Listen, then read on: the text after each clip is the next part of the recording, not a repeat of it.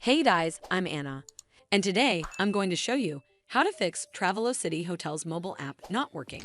So first of all, you need to make sure you're running the latest version of the app.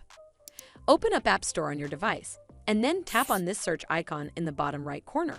Then search for the Travelocity Hotels app, and if you see this update button right next to the app name, simply tap on it to make sure you're running the latest version of the app.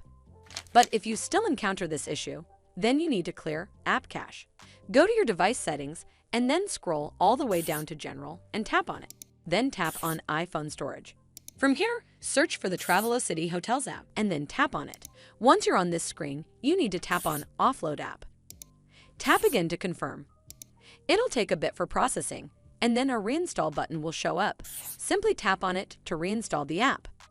This should fix the issue, but if it doesn't, then you need to completely reinstall the app. Follow the on-screen instructions to navigate all the way to the app page.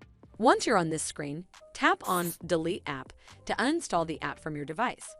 Once uninstalled, you need to open up App Store and then search for the Travelocity Hotels app right over here in the search bar, and then click on this Get button to install it back on your device.